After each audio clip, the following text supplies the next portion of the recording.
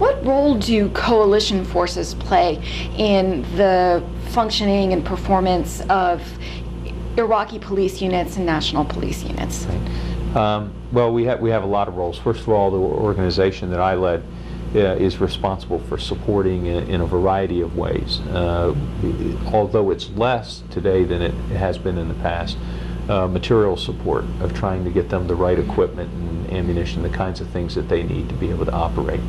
Although that's a decreasing responsibility we have, it's still there.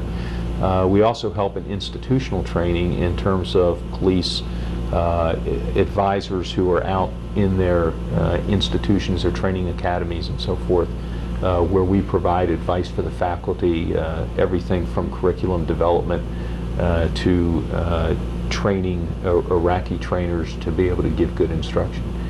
And then there is the part with the forces on the ground, which we call the organizations that do that, transition teams.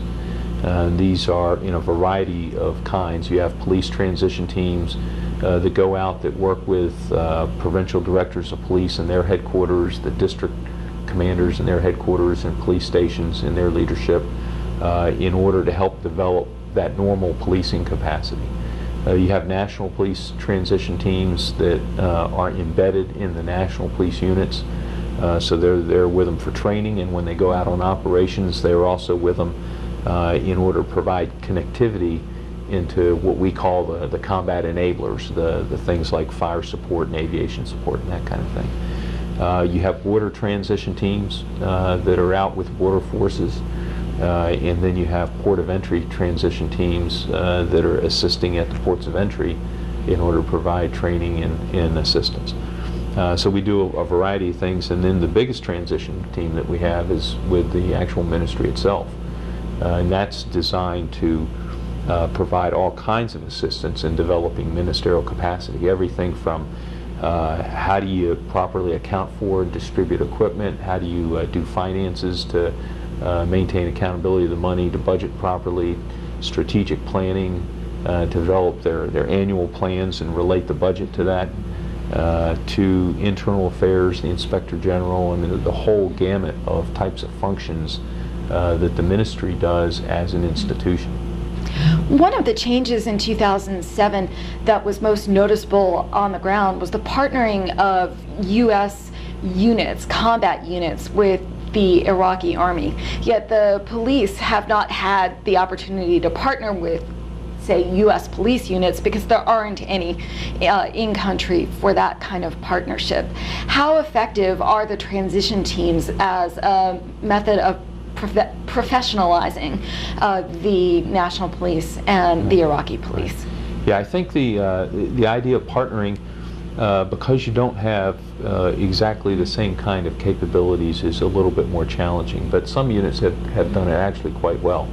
Multinational Force West, I think, did a superb job of partnering with police by the creation of police transition teams from their military forces.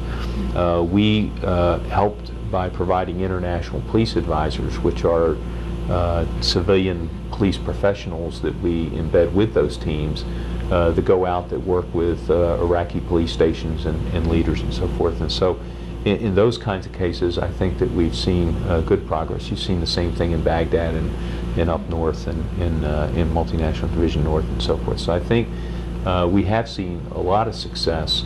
It is different because the military forces don't perfectly line up with the policing function, but one of the things that made it effective this last year is the fact that police were really doing, in many places, counterinsurgency policing type functions, which are different from normal law and order kinds of policing functions. So in those cases where police were doing things like checkpoints and searches and that kind of business, those operations are things that the military does have a lot of experience doing, that they can share and they can work together. In the normal law and order functions, not so much, and therefore the partnership isn't nearly as close. So I think that's been a challenge. The other thing is just the flat out the size of the police force. Again, 460,000 police or so of various types in the country. When you look at the amount of forces that you can dedicate to do that kind of partnering, there are less than 200,000 military forces. So obviously, if you're dealing with a smaller force, partnering works better than this very large and diverse force.